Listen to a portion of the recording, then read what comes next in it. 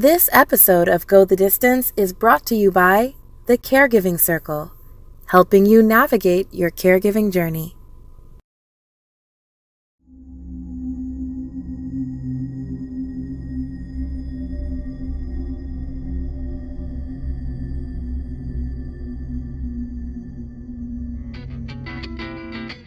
Well, it's funny, in Saudi Arabia, you can't openly practice being Christian. Even like Christmas trees, when you go out to the marketplace, they'll be like, psst, psst, we have Christmas trees in the back. And have you been to Mecca? Absolutely, this is beautiful. There's something about any place that people come together to worship. Mm-hmm. They're filled with so much hope and despair at the same time. And there's so many different types of people. You feel empowered. You feel part of something bigger than yourself, undoubtedly, When you're in the fire, you gotta run through it, right? You gotta do what you have to do. It's afterwards that you start recognizing the damage that it's done, right?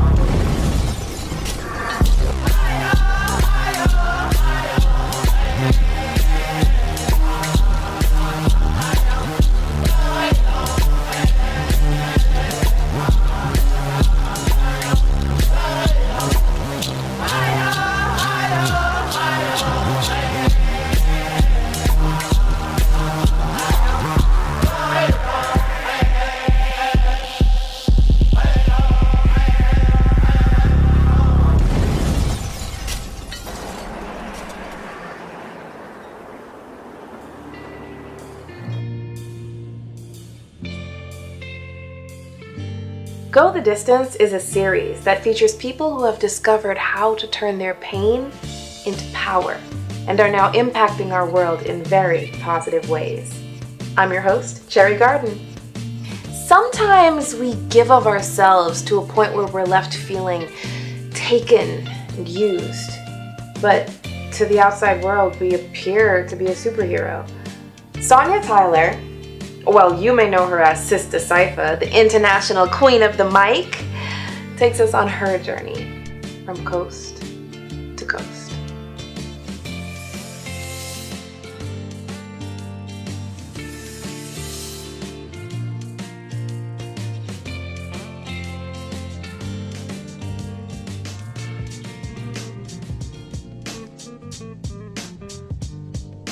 So I work in film production wise. I do a lot of editing, worked on a lot of projects as far as films, trailers, music videos, on many different capacities. And now I'm settling into producer mode because I know a lot of people, which I love. They call me the international queen of the mic. That's how you met me. Yeah. Sister Cypher. I've been on FM radio, internet radio. I've done everything from hip hop music shows to Our Voice Matters, talking about police brutality and things of that nature. Wow. What is it like growing up in Saudi Arabia? Is that a whole lot of desert? I'm thinking, Don't believe the hype. It's an extremely rich country because of all the oil. It's extremely beautiful. Located in a place on the globe that is surrounded by the rest of the world, right? You've got Africa, you've got the Middle East, you've got Asia, you've got Europe, everything is right there. So, what it takes for us to travel to California, here in Atlanta, over there I could be in any one of those different continents. Oh, there was a locust season. Like in the Bible. Oh. Yeah, like in Mummy. So scary. Yo, you could literally pull out a jar like this and walk, and they would just splat right inside. All the kids were collecting jars full of locusts. They were just everywhere. They would come in your clothes. It was so creepy. They're like this big, and they're like grasshoppers. So I remember at times like they would cover the sun flying by. They were everywhere. It was really crazy. I mean, they called out a school too. Yeah, you know what else we had? We had a hedgehog epidemic. So like in some neighborhoods there might be like cats. There were a bunch of hedgehogs just running around. We were collecting them as pets. I know, weird, right? Sonic the Hedgehog. Yeah, just strange memories like that. Now, is Saudi Arabia more of a Christian country or a Muslim country? Oh, it is all the way Muslim, Okay. honey. Okay. And I lived in Jeddah, Saudi Arabia, which is about an hour away from Mecca. One thing that caught my attention that was really weird to me is that, you know, the sun in Saudi Arabia is really hot. It's like 120 degrees typically, you know? And when you go into Mecca, you have to go barefoot. And there's marble everywhere. And I expected for my feet to burn. It was cool. Really? It was cool under my feet. But then when we were going around the Kaaba, you know, everybody wants to touch the stone. And I mean, little old ladies straight elbowing, getting in. It was insane. People who going around and just trying to touch the Kaaba. Everybody's fighting for it. That was so much fun. So did you grow up Muslim or? No, I had the amazing pleasure of having mystical, strange parents. My father's like a hippie, and he's just always been really open to different ways of thinking, as is my mom. They're completely opposite, you know, just not even just the way they look. You know, my mom's African, from Africa. My dad is white, blue-eyed, blonde-haired from California.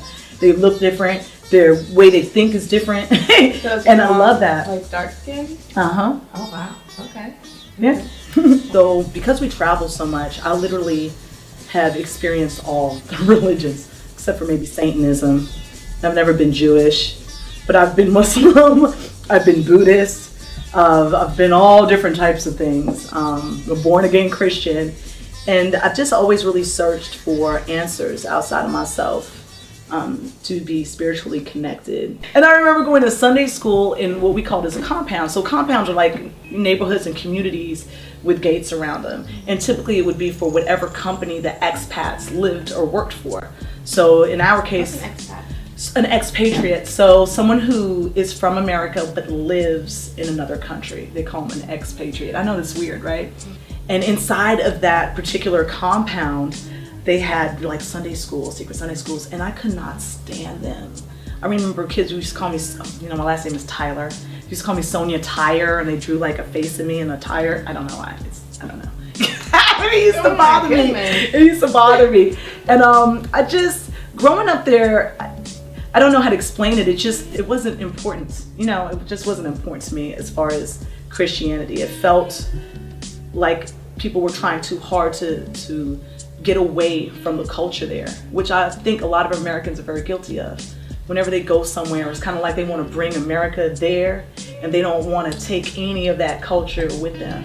So as soon as they step foot in any place, you know, and I'm not saying everybody, but a vast majority, it's like, you know, where's McDonald's? I need to find McDonald's. They're not trying to eat the different types of food. They're not trying to learn the language. They're not trying to assimilate at all. I always say this is funny, but you know, it's kind of hard being Christian and being African, considering what Christianity did to Africa, what colonialism did. Mm-hmm. So there were a lot of people believing in a lot of things before Christianity ever came, and living very peacefully and wonderfully together. Like believing in your ancestors, calling on them when you're afraid or scared, you know? Belief in nature, understanding that you have to respect it and love it and take care of it, and it will take care of you. You know, believing that it doesn't take one person, it takes a village. You know, here they really are like, you know, every individual has to be the best. You have to be the best. You have to have the best name. You have to do this. But come on now, like, how do you build a house? Does one man build a house? No, a bunch of people. And even if we treated our studies like that, it'd be better. Imagine doing a test collectively, you know, and really talking to one another. Well, what do you think about this answer? What do you think about that? Bringing that communal vibe is so important, right? Here like we don't think like that. People, yeah, here it's just competition and yourself and my family and my neighborhood, and you know, it's just a different way of thinking. No, please. How did you get kicked out of boarding school? Oh my gosh. You know, partially inciting riots, partially bad math grades. Like a little bit of both. Let's do the riots one. What happened? So I started a group called OPP. Yeah, you know me. Our People's Pride. Okay, get your head out the gutter. It's called Our People's Pride, and it was about our people. And there were 8 black kids there, and honestly, you couldn't count like 4 of them because they were Puerto Rican, so that wasn't really black. But there was a lot of racism there. You know, like I had notes in my locker saying things like, "You lucky you half white," you know. Just a lot of weird things going on. What I ended up doing is coming up with a curriculum for Martin Luther King Day. So instead of us just not coming into class or coming to class and not acknowledging it, we got alumni to come. I mean, we had drummers, storytellers. We had a bunch of people come through. I mean, people that were doing really well. And the headmaster came on stage and was like, I did not approve this. I didn't whatever. And then one of the basketball players threw a chair, and then the hockey players jumped on them, and I was on the mic like, "It's Martin Luther King Day. It's not what this is about. Let's have peace." And they started brawling, but there was so much tension already. You know what I'm saying? And even though there were just 8 black kids, of course, there was a whole bunch of people that still rocked with them. So people would just fight, and it was really ugly. But then I also had a bad math test score. Girl, me too. Hashtag. Hey, I'm really good at math. I just smoked a lot of weed back then. So, you know, coming to America was really wild because in Saudi Arabia, I was an American girl, but I was also an African American girl. And when I came here, it was like, you know, when I see a black woman, I always see myself because my mother's, you know, black. She's African. And when I came here, it was like black women were like, "What are you? You know, like, where you from? What you mixed with? Like, what you mean?" You know, it was really strange. And I remember when I first came, you know, I went to boarding school in Boston, and all of the kids there were like making fun of us. They were putting turbans on their head. They were calling us sand niggers. It's like when I came here to America, it was just like I had to deal with a lot of racism, which was insane to me. So you didn't feel that when you were growing up? You know, I did, but no. We were all equal. Everybody was judged by their merits and what they did, but we were a true melting pot. Mm-hmm. Like here, you might have different people from different places in one spot, but it's not like their parents eat with one another. It's not like the whole neighborhood eats together. Do you see what I'm saying? So it's not a melting pot. It's more like a pot with it's a stew. You know what I'm saying? With like carrots and beef and celery, and together they kind of do their thing, but it never really converges. You know what I'm saying? When I went to New York, it was really, I love New York. Like New York was insane to me because it was just so open. I could do so many things. There's so many places to go. New York was alive. Then 9/11 hit. When 9/11 hit, I was gone. Like I left so fast because they were so, you know, they talked about New York coming together, but that's not what happened. I watched people looting and rioting and hurting one another. They didn't know the difference between an Afghan, a Saudi, and a Somalian. They would just come in after each other, hurting people. I saw a guy get his head smacked open with a hammer. I mean, people were acting insane. They did not show it on the news. They didn't do any of that. I literally came to Macon, Georgia after that. And the reason I went to Macon, Georgia is because, oh, this sounds so stupid, but I'm just going to say it. I can't believe I'm saying It was this. a guy. No, Oh. that's not as stupid. It was a cult. Go ahead, please. Have you heard of the Nuwaubian Nation of Moors? No. I've heard of the Moors, but not. Well, okay, so there was the Moors, the Ansar Allah community. Anyways, there's a Nuwaubian Nation of Moors. And when I was in New York, I remember going to their temple. And it was so weird because they had all these images of black people on their walls, you know, just looking really ethereal and like angels and kings and queens. But then they had like sand on the floor and everything was based in hieroglyphics, right? And I remember thinking, this is some really weird stuff. And I sat down, was talking to them. I remember not liking them very much because they were saying things like I was half soulless because I was half white. And I was like, my daddy cooler than all y'all men in here. Like, you know what I'm saying? I don't know what y'all talking about. But I remember them talking about something's gonna happen at the World Trade Center. Something's gonna happen. We gotta get out of here. And people started migrating to a place called Macon, Georgia, because there's a place called Eatonton there. this is so wild. I can't believe I'm talking about this. There's a place called Eatonton there that they made like a small Egypt where they had like pyramids, and now is it all coming together? Yeah. Anyway, then the World Trade Center hit. When the World Trade Center hit, I was like, oh my God, they knew. They knew. You know what I'm saying? And I bounced. When I left New York and went to Macon, Georgia after 9/11, I was really frightened. I didn't know what I was going to do. There's no scene of any sort there. So what I started doing is I was going to all of the different radio stations, and I was like, listen, I got cameras. Like, I can film the radio shows, because this was before any of that. That's normal. This was before any of that. I was like, I could film the radio shows. We could do all types of stuff. I could film the guests, you know, this and that and that. And one day, the Dirty Boys show, shouts out to them on WIBB 97.9. They actually put me on the radio with them, and they were basically making fun of me. Like, let's talk to this New York girl, see what she knows. So they asked me all types of questions, like, do you know this person? Do you know that person? Like, no, I don't know who Raheem the Dream is. No, I don't know who Kilo Ali is. The Nappy Boys. What was their name? Nappy Roots. Country Boys on the Rise. And I was like, no. They're like, you know, 8Ball and MJG. And I was like, yeah, you know, because he was on that song with Jay-Z. But I had no clue of the scene that was out here. So we were on the radio, and we were having a lot of fun. They were trying to roast me. But you know, I have fun too. You ain't just going to roast me and put me in the corner. I'm not that little girl. So I came in on them, and then I said the word shit. I don't know if I'm allowed to say that here. Yes.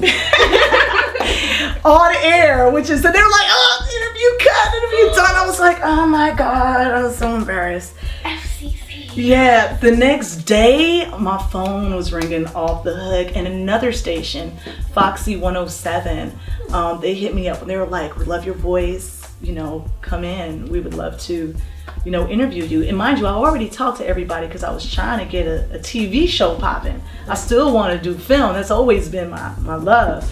And I ended up getting hired on the radio there. So that's how that happened. And I loved it. I happened to be in Macon when the Atlanta scene was first bubbling. Wow. So I was in New York, like at the height of the hot stuff. You know what I'm saying? Right. Came into Macon, and now Jeezy, T.I., like these are people that are coming to my city constantly that I'm talking to on the radio, that, you know, these people that ended up blowing up and being like insanely popular to this day, that started, you know, a whole type of music. And these, you know, these were the people that I was messing with. So it was really interesting being a part of that scene. I've always been somebody that loved other cultures, loved other music. And when I came here, it was kind of like I was pulled into, you know, just hip hop. Not to say that I don't like it, but that's not everything. I was pulled into, I hate to say it, but a black hole. You know what I'm saying? These were the people that accepted me. These are the people that gave me jobs. Other people weren't. I couldn't get jobs at, you know, the contemporary 50 station. There were no world stations. Do you know what I mean? So I'm on a hip hop station playing a bunch of music every day that I really don't vibe with. That's not me.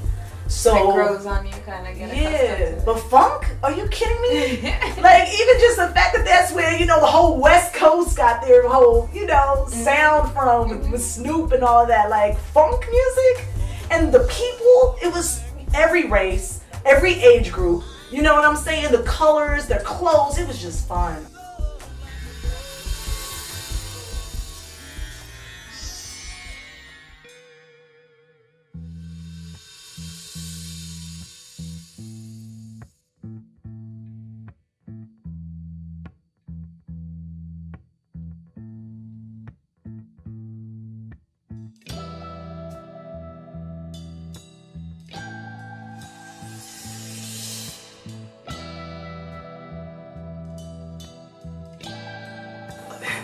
It was all a dark ride. When I was 12, my mom ended up having 3rd and 4th degree burns on over 60% of her body, to the point where to this day she's extremely disfigured. She was, this is when I was in Saudi Arabia, this was when I was 12, and she was taken to France so that she could recover. And I remember we couldn't see her for about 3 months. When I finally was able to see her, she was all like flesh and veins in the hospital. We had to put protective covering all over our whole bodies. She couldn't speak English. She could only speak French. When I tell you it was a scene out of a horror story, it was really bad. I started doing a bunch of stuff I shouldn't have been doing. I was 12 years old. I was smoking. I was drinking Siddiqui, which is like an Arabic version of moonshine. So I started drinking like really hard stuff at a young age. And for a while I was even doing cocaine. And a lot of it was because my dad kind of went cuckoo. There were a lot of rumors going around the city of what happened. The cocaine made me feel strong, like nobody could touch me. I could do anything and everything. And I think that started a time of, that started me abusing alcohol and maybe even, different types of drugs all the way until, I became pregnant with my son. I always call him my angel because it's like overnight everything changed for me. That's affected me my whole life to this day. I'm dealing with my mom's burns in many ways. Also, if you look at this life, like I almost made it 10,000 times. Me and Free were the last two contestants for 106 in Park. She beat me. That was the first time I understood rejection. I mean, I came off the street with 5,000 people for this audition, and I came all the way to the top. And I lost, and I didn't lose because I wasn't the better host. I lost because I didn't have the connections. She was signed to Wyclef at that time. She was beautiful. I remember just being like, oh my God, she's gorgeous. Like her shoes cost more than my whole outfit. So although I kept finding myself in really cool positions, I think it's because I had talent and I'm a hustler. But I also never really took it all the way to the end because I wasn't connected. I didn't know people. And I was also not always, like at nighttime I would drink. But when my brother was 14 years old, this was in 2011, he had a spontaneous brain hemorrhage. And I was 3 months pregnant. I literally thought I met the love of my life like 6 months before that. I waited a long time to have kids. I was 31 years old. And I had kids really fast with him. This was somebody that I met that we were interested in the same thing, but he was never intimidated by it, so I thought. So while I was pushing so hard to be a personality, to really, rock it, he was pushing that because he was into camera work himself and he loved that. Everybody else, it was kind of like, they get mad because I was popular. They didn't like the feeling it gave them. And when I look back now, I also drank too much, whatever. Do you know what I mean? So I'm sure all of that played a part. But I was 3 months pregnant. My brother had a spontaneous brain hemorrhage. Overnight, just like that, we don't know why it happened. We don't know how. Nobody does. A vessel broke in his head and covered most of it with blood. And since then, we've been in recovery. So I've been a caretaker. And I think what a lot of people, because I never even understood this, but what a lot of people don't understand what caretaking does to somebody. You can become a new mom. That's really difficult. But in our profession, it's important to be out there. It's important to do things. It's important. And all overnight, I couldn't do anything. It stopped completely. I put on a bunch of weight. I ended up being 200 pounds. I lost a lot of clients when he was in a hospital. He was in a coma for 65 days. So a lot of the clients where we were editing for, doing music videos, whatever, I didn't get the work done because I was in the hospital. Like, I really didn't care. It was all about my brother. My mom at that time was stuck in Africa and she couldn't get out. My dad was in Sri Lanka. So the beginning, month of that ordeal, I was by myself, pregnant. And it was insane because they were telling me that my brother was going to die. That's what they said in the hospital. Where was he when this happened? With me at home. First, I recognized that he was having a problem with his vision. I took him for a physical. He had 20/20 vision. A week later, I would call his name and he would come to me like this. Oh, hi. Yeah. It was like, what? I'm not gonna kiss you, girls. that was I would find that he would walk right unnerving. Yeah, and I was like, what is going on? And then his teachers were complaining he wasn't doing well in school. And honestly, he's a genius. To this day, he's a genius. So I took him to the optometrist to see what was wrong with him, and they said that one eye was completely blind, and the other one was quickly deteriorating. That I had to get to an ophthalmologist, a neuro-ophthalmologist, as fast as possible. I thought, it might just be some glasses, but understand, a week earlier he had 20/20 vision. Understand this. So we went to the hospital. He stayed there for 5 days.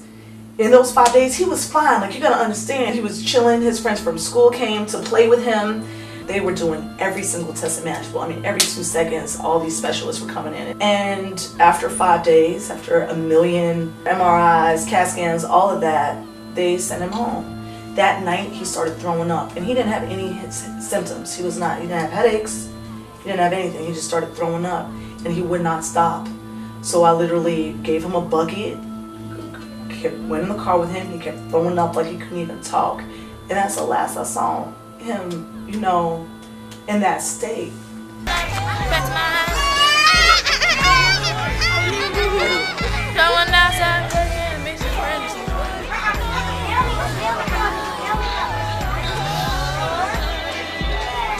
Today he's blind. He has limited movement on one side of his body. He just turned 20 a couple days ago on the 30th, the day before Halloween. And it's so hard because, there's no way to blame. It's not like a car hit him. It's not like we knew about a disease. And he's so innocent. Like, he hurt nobody. And, like even today, he just wants to be kissed.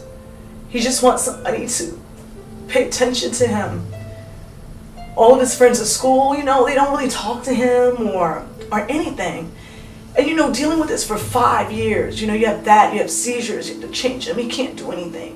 And he does it with so much grace. He does it, for the most part, is in a really good mood. He laughs a lot, a great sense of humor. He's so ambitious, so tenacious, always trying to learn Braille and whatever he can. He wants to be a scientist. But it's hard because, how can he even go to college now? In high school, there's something called a parapro. So somebody will go to school with you and write your notes and all that. In college, they don't have those. So it's just one of those things where it's like, for us, we just have hope that he's going to get all these things back. But then, what if he doesn't? And everybody's life stopped. My mom's life, my life, or so I thought. You know what I'm saying? But it's also been the best thing for me. So I can say that my baby's father was there, but he wasn't. Like, he was there, but he didn't spend one night in the hospital with me. And I didn't leave the hospital. I stayed there every single night, every day. I wouldn't leave my brother's side because you never know what nurses and doctors are going to do, and even just what they say, what their mind frame is. I got in trouble because I would yell at them. They'll be like, well, this doesn't look good. Shut up. Don't talk like that around him. Like, he's in a coma. Like, I don't care. I put all of his friends from school gave all these letters, and I put them, the whole room was like a rainbow. In the front, I was like, positive vibes only. Don't come in here. I mean, I was hardcore. And I have to say that at that moment in my life, I probably had more faith than any time. And I know it's because of my baby. Like, if I wasn't pregnant, I probably would have overdosed or drank myself to, because it was so traumatic. And that's what I was used to doing, hiding from the things that made me uncomfortable. But my baby being there made me so positive because not only did I not want something bad to happen to my brother, I didn't want my baby to feel all this negativity. Like, you're in this hospital, it's a children's hospital. You're watching a newborn coming in there fighting for its life and then gone, and you're spending time with the family in the waiting room, watching people in and out. We were there for a long time. But that's what happens when you're, basically on life support. Your body collapses in so many ways. That's what people don't understand. Like, you're sitting in the room and it's just beep, beep, beep, beep, beep. It's always something. Doctors in and out, nurses in and out, and then a bunch of stuff that you don't understand. And all you know is, even if they're telling you, well, there's a 1% chance, well, then that's a chance we're paying attention to. Why would I pay attention to the 99%? If there's a 1% chance, that means that those ones survive. And I'm glad we felt that way. But they treated me and my mom like we were stupid. My dad and my brother, they both felt like it was over. It was kind of like, if he's going to be a vegetable, what's the point of him living? Me and my mom were like, we don't know anything. We just have to keep trying and waiting and praying and just trying. One of the things that happened, as you know, I was extremely popular. And for me, it was like everybody disappeared. All of my friends, colleagues, associates, all the people that call me every day, or my entourage coming to me to this club, that club, they disappeared. My brother, who is 2 years younger than me, I have a younger brother who's been through all this with me. He was bad. He was an addict, basically. So, we all experienced this. For me, this situation turned me around, where I stopped abusing drugs, stopped doing things, totally turned to the light. I know that sounds weird, but everything about me was like positive, positive, positive. And when you bury your feelings and pretend like nothing is wrong, when it gets to you, it's really bad. So my brother had an issue with me and basically broke my nose with both of my kids in my arms. Mind you, my other brother is, trying to get out of this funk and all this stuff that's going on in the house. My mom, who always looked at me as the strong one, she's going to take care of everything, but I've always took care of everything, She's not really sticking up for me. It's like, what did you do to make him break your nose? Like, what are you talking about? Everybody going crazy. Everybody's tired. Everybody's just freaking out. I remember just trying my best not to be mad and not taking it personal. And I remember just always being very conscious, just think light, think positivity. When I would start getting dark feelings of being pissed off at somebody, it would just be like light. And all of that is unnecessary. Like, it doesn't even matter. Like, even if they were there, like, what would they do? They can't bring him back to life. It was crazy, though, because also a bunch of strangers came, There was always somebody there. This one lady from the church I go to now, because of them, they came every day. Food, sat in with us at, doctors' meetings. And we didn't know them from anywhere. They were not preaching anything. They were just like, we know y'all alone. Y'all ain't got no family here. Y'all ain't got anybody. And this little boy, Spencer, who I will love to the day I die, he's in his second year of college now. Which is so crazy, because that's where my brother should be. I'm sorry, it's okay. Like, I'm so happy he's alive. I want him to be okay. But it's funny because my trauma definitely comes from other people, but people don't know how it affects you. Not being able to work, losing your youth, spending all this time just changing diapers. You get all this value from helping somebody, but you lose yourself. You don't even know who you are anymore. And then on top of that, being a new mom, and then doing that by yourself because your man can't even handle what's going on around you, that he runs. Do you know what I'm saying? The first time in my life, I felt like I couldn't do it anymore. One thing, if you ask people, give them 3 adjectives about her, they always say she's strong, right? But I started like shaking, like things would just have me freaking out. I don't know how to explain it, but inside, I hated myself. I hated my life. I hated the people around me. I loved my brother. I was extremely angry with everybody else. I love my kids, but they were babies. They were annoying as hell, and they couldn't really talk yet. Hi! So I turned 15, and now I'm going to turn 89. Mothers will tell you this. That first year is not easy. Nobody tells you that. Oh, they're cute. Oh, it's beautiful. It's hard, especially when you don't have help. At that time, the kid's father was out of their lives completely. He broke my nose. I had to go to work and, try to cover it. I'm the only, black employee there. Already getting treated a particular way. I just hated my space. I don't know how to explain it. Watching what's happening in the streets and things like the Cypher 360 show, other people are like copying exactly and having great success with it. And I was feeling jealousy. I've never felt jealousy in my life. Like, that's never been something I felt. I've always, just wanted people to do well, but I was fat. You know what I'm saying? I was alone. I had no friends. I had to work all the time and then go home and take care of everybody. It was like nothing was good enough. Then I have this broken nose. So for me, I I ended up going to a shrink for the first time in my life, right? And it was really interesting because I only went to 4 sessions. And the first session was like in a movie. He was like, I want you to go back to your younger self. What are the feelings that you had? What does it feel like? And he just started like making me start recognizing where my anxiety was coming from because I didn't know. And it was just because I've been burying feelings since what happened to my mom. And we never went to shrinks. We didn't live out here, so it's not like the community came and helped. We dealt with it on our own, which was not dealing with it. We never even talked about it really. We just kept moving forward. You know what I'm saying? So the shrink worked out really well until he tried to hypnotize me. I did not like that. I did not like the feeling of him trying to control me without my permission. I know that sounds manic, but that started me in a place where I was able to talk about things that I never talked about.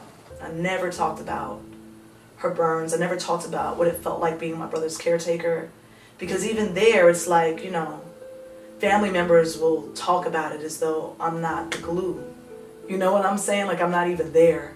You let my mom tell it and it's like she does everything, but I hold everybody down. Do you know what I'm saying? And it's hurtful. It gets to a place where it's hurtful. I don't even know if I want you to put that in there because I don't want my mama being sad. But, and then I just started doing small things to help me get out of it. One of them was recognizing who I was. Because through all this stuff, I forgot who I was. What makes me happy? What do I want to do? What are my dreams? What's my favorite flower? What is my favorite color? Like, what is the gift I would like? Nobody got me gifts. None of the men in my lives ever bought me flowers, brought me presents. Like, seriously. So I didn't even know that for a long time my light was being taken away from me. You know what I'm saying? You would have never known back in the day. You know what I'm saying? Because I always carry this smile. So it's about be happy, be positive, be this. And when I recognize, you're not happy. And it's okay. What will make you happy? And what do you need to do to get there?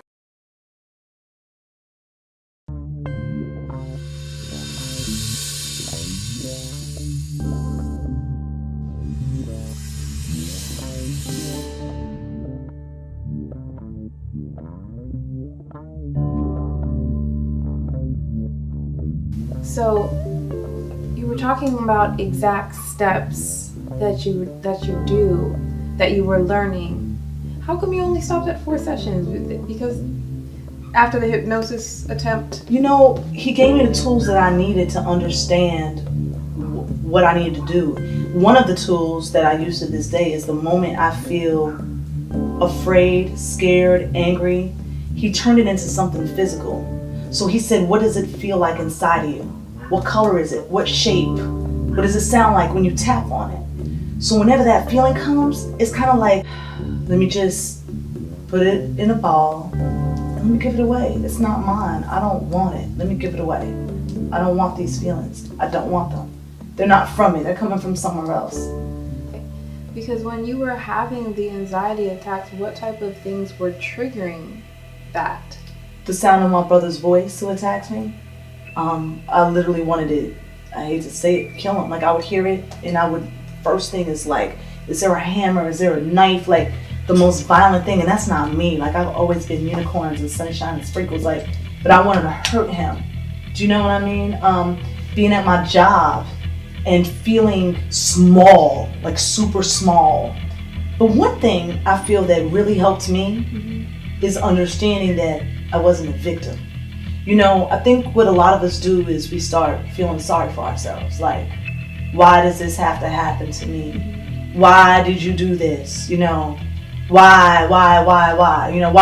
Why did my man leave me with 2 kids when I'm going through this worst, horrible thing? Why was he cheating this whole time when I was in a hospital? Like, you start doing this thing that is so unhealthy. And at the end of the day, you have more control over things than you think you do, right? So, no, I didn't ask him to do these particular things to me, right? But the second I knew that he had a certain way of talking or a certain way of acting that wasn't conducive to making me feel good as a person, I should have cut it and kept it moving, right? The second somebody talks to you with disrespect and you don't check it all the way, it's not their fault that they continue to do that. It's your own. I see people now. I see myself. I know that I'm the type of person that will sacrifice my whole life to help somebody be better. Do you know what I mean? Like, I didn't know that about myself before. You know, the life of an actor, of a director, it's a selfish life. You have a vision and you have to do particular things. Do you know what I'm saying? To get there. You can't listen to family members. You can't pay attention to any problems. You got to show up. You got to perform. You got to do your job. I could have chosen to still worry about myself and my career as opposed to whether my brother will walk or see. Do you know what I'm saying? So what happened is when I stopped being a victim, when I stopped looking at the circumstances in my life as things happen to me and I can't control it, when I started being like, whoa, hold up. You know, if I look at it like this, if I look at it like that, then I can get in control of it. With my brother, first of all, how dare I feel sorry for myself about anything when he's had everything taken away from him and he's still able to smile and laugh. I have the best example of what it means to have grace and be strong and perseverance. Are you kidding me? I'm worried about my man. I'm worried about my kid who won't stop crying. But this dude literally can't see, can't move, has to rely on everyone just to get a glass of water. You know what I'm saying? Just to have something in his hand that he wants to hold for a second. So it gave me this paradigm shift that changed my life. Just walking in the street, everything around me is different. And I felt like if I took care of other people's kids, then my kids would be taken care of. But there were only 6. Someone must be playing tricks. 6. But who? There's 6. Pete and Gus did not know what to do. 6 more. Just then they found another clue. No, the ABCs. I know, all alligators should know the ABCs, right? It Guys- starts with A for alligator. Yeah. Uh-oh. More cupcakes are missing. Come and see. Say what? Say what? He said, don't ask me twice. Don't ask me twice. How about I throw the basketball outside? No, wait. Then I'm gonna throw the basketball in your face. Uh-oh. How about I do a roundhouse? What's a roundhouse? You wanna find out? Is it this? So I started volunteering and delving into the community and doing stuff. And I've always loved kids, but just didn't get involved in the way that I am now. As I said, I work with kids now a lot, which means that the image that you put out there is extremely important. So before, when it was just all about entertainment, you know, your chest could be all the way out, you know, and you could be in a strip club hosting, like these are things I just refuse to do now. Everything that I do has to be positive and shown in a way, much like how you've always done it. You know, everything is always with so much. No, it's true. You know, it's done with so much positivity and fun and happiness and love. And that's what I do. I joined the church of the people that came and visited me. Shouts out to Glen Memorial. What up? Which is a really strange thing for me because, as you see, I've had a very eclectic life. And I don't even know if I truly believe in all the principles of Christianity, right? But I believe in these people and what they do, and they're very much involved in the community. And it gives me a safe place to not only raise my kids, where they're around these amazingly nice people that do things, yeah, but now I'm able to do all these things I've always cared about. I've always cared about the environment. And they have all of these environment initiatives that I think are very important. They're totally into politics. I mean, all the pastors are women.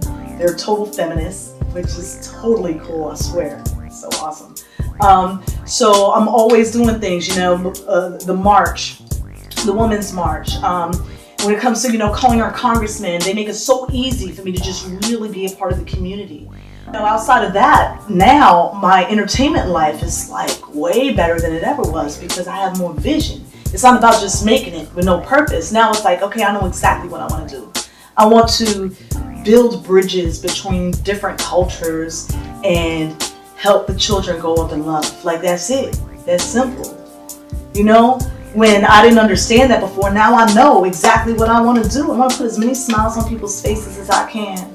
And I want the children to be empowered by me, which makes it really easy to understand how I should perform in any setting that I'm in. You know, for me, and I think for everybody, the journey is about finding out how to like yourself. Because when you like yourself, you know, you treat yourself good and you have no choice but to treat everybody else in the world around you good. And I think a lot of people get that confused. They think, okay, let me take care of other people. Let me help everyone. Let me be this perfect angel. But they're hurting themselves. Do you know what I'm saying? Yeah, like almost to a disadvantage, to a fault. Absolutely. So then they're not really living in that love. They're trying to emulate it. Because that's what I was doing.